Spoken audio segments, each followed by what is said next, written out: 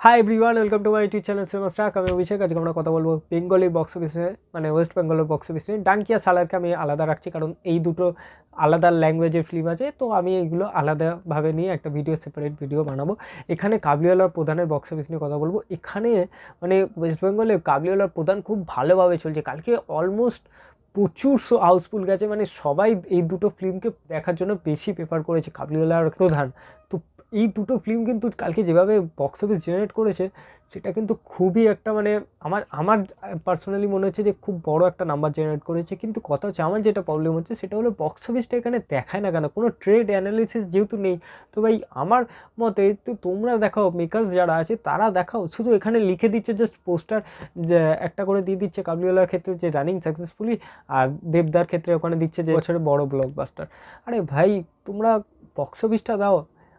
এখনও আমার মনে আছে যে বাবা ও বেবি বলে একটা যিশু সেনগুপ্তের ফিল্ম বেরিয়েছিল, উইকেন্ডের শেষে ওটা 55 লাখের মতো বক্স অফিস জেনারেট করেছিল। ওটা আই থিঙ্ক 2022-এর ফিল্ম হবে, 21-22-এর ফিল্ম। তো ওরা বক্স অফিস একটা পোস্টার যে আছে না, ওরা রিলিজ করেছিল যে 55 লাখ উইকেন্ডে কামিয়েছে, তারপর থেকে আরেকটু বেশি কামিয়েছে, হয়তো 80 লাখ কি 90 লাখের মতো গেছিলো।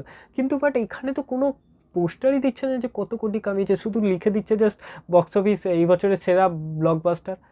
এটা করলে কি হয়? হাউসফুলে তোমরা আপডেট দিচ্ছ যে এত শো হাউসফুল, এসবিএফ তো সেটাও খুব একটা দেয় না, বাট দেবদা দিচ্ছে। কিন্তু এখানে বক্স অফিসটা তো দেওয়া উচিত কত হয়েছে অ্যাটলিস্ট। তো এটা 1 কোটির ওপর তো দুটো ফিল্মই কামিয়ে গেছে, যেভাবে ফিল্মটা দেখতে যাচ্ছে লোকে।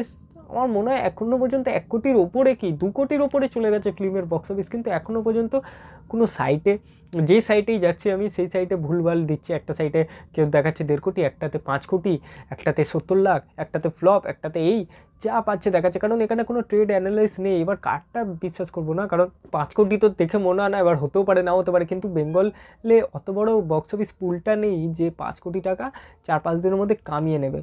হ্যাঁ, প্রজাপতি করে দেখিয়েছিল, কিন্তু একটু স্লো ছিল, কিন্তু তাও প্রজাপতি কিন্তু একটা লং রান দিয়েছিল। এবার ওখানে কিন্তু বক্স অফিসটা জানা যাচ্ছিলো, এখানে তো বক্স অফিস জানাই যাচ্ছে না। আর ওখানে সেই সময় বলেও দিচ্ছিল যে 1 কোটি টাকা একদিনে কামিয়েছিল, যেটা হিউজ ছিল।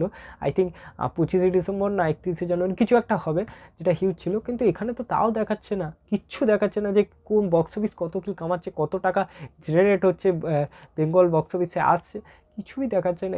এটা আমার সবচেয়ে বেশি খারাপ লাগে। যতই কামাক, যেমনি দশম অবতারে কোটির ওপর প্রথমে বক্স অফিস জেনারেট করেছিল, যেটা দেখিয়েছিল, তারপর আস্তে আস্তে 3 কোটি 4 কোটি এরকম লোকে আরও দেখতে যাচ্ছিলো ফিল্মটা, আগ্রহটা বাড়ে যে এত টাকার বক্স অফিস আসছে বেঙ্গল থেকে, তো চলো দেখে আসি। তো এইরকম তো হওয়া উচিত না। তো বক্স অফিস দেখাও, কাবুলিওয়ালা এত সুন্দর হাউসফুল যাচ্ছে, প্রতিটা শো হাউসফুল। প্রধানের তো মানে ঝড় উঠেছে, যেন সবাই প্রধান দেখতে যাচ্ছে। প্রধান ছবিটা কমেডি খুব ভালো ওয়ার্ক করেছে, হ্যাঁ, প্রধানের অ্যাকশন মোটামুটি আছে যেটা খুব ভালো ওয়ার্ক করেছে, কাবুলিওয়ালার ইমোশনটা খুব ভালো ওয়ার্ক করেছে। বক্স অফিস এত ভালো বক্স অফিস যাচ্ছে ফিল্ম দুটো, তোমরা দেখাও। এমনিতেই এই বছরে যে বেঙ্গলি ফিল্মসের বক্স অফিস হলো, সেইগুলো কিন্তু খুব একটা ভালো চলেনি।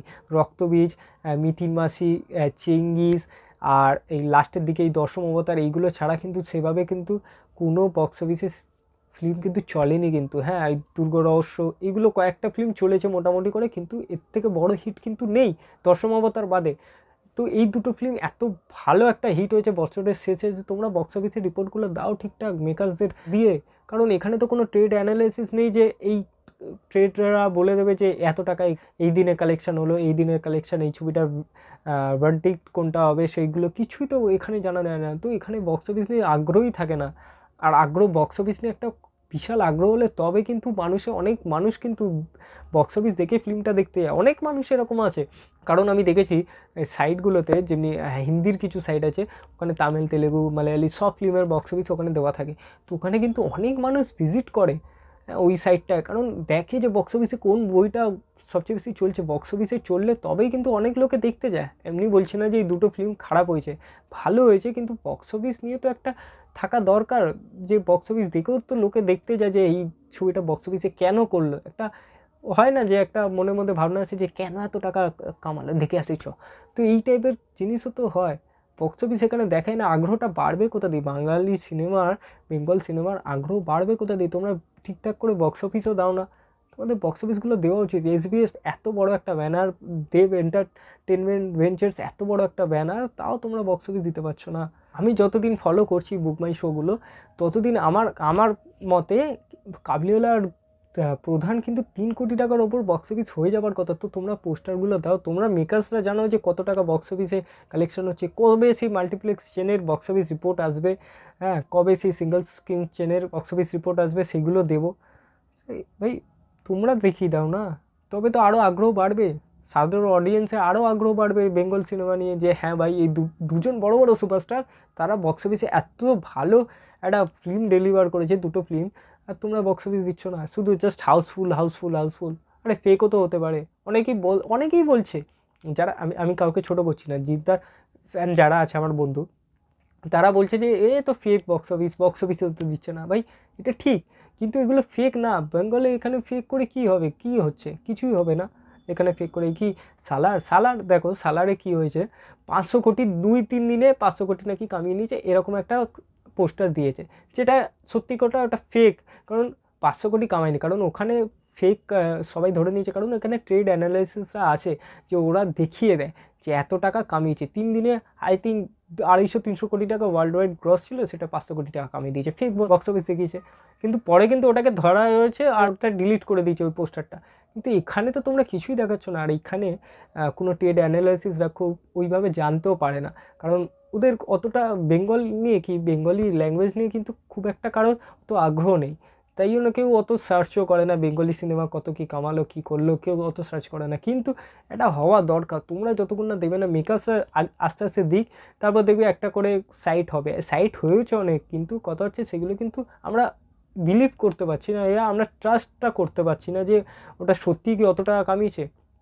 আর মেকার্সরা যদি একটা হিন্ট দিয়ে দেয় তো খুব ভালো হয়, যেমনি দশম অবতারের মধ্যে দিয়েছিল যে 5 কোটি কামিয়েছে, কিন্তু দেখাচ্ছিল 4.5 কোটি প্লাসের মধ্যে। কিন্তু হ্যাঁ 20-30 লাখ টাকা একটু বেশি বাড়ি বলেছে, ওটা হয়, ওটা সব প্রডিউসাররা করে, শুধু এখানকার না সব জায়গার প্রডিউসাররা করে, ওটা হয়। বাট আমি বলবো যে ভাই তোমরা পোস্টার তো দাও যে কত কামাচ্ছে, অ্যাটলিস্ট বলে তো যা যে কত কামাচ্ছে, জাস্ট হাউসফুল আপডেট দিলে হবে।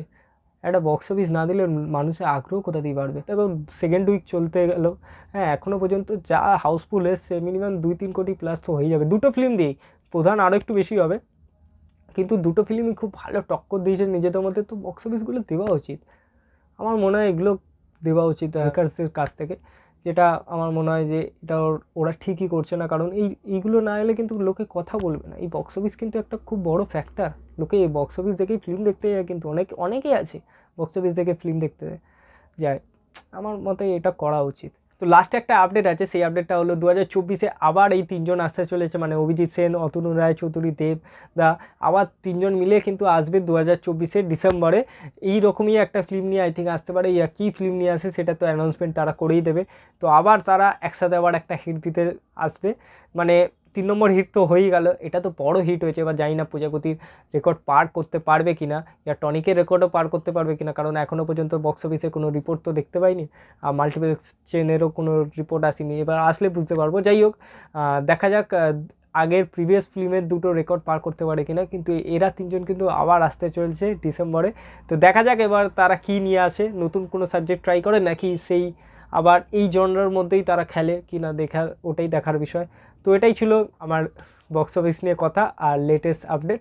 তো এই ভিডিওটি ভালো লেগে থাকলে অবশ্যই তোমরা লাইক, সাবস্ক্রাইব, শেয়ার করে দেবে। আর হ্যাঁ, হ্যাপি নিউ ইয়ার, তোমরা সবাই ভালো থেকো, 2024টা খুব ভালো করে কাটাও, সুস্থ থেকো, আর দেখা হচ্ছে পরের ভিডিও। টাটা।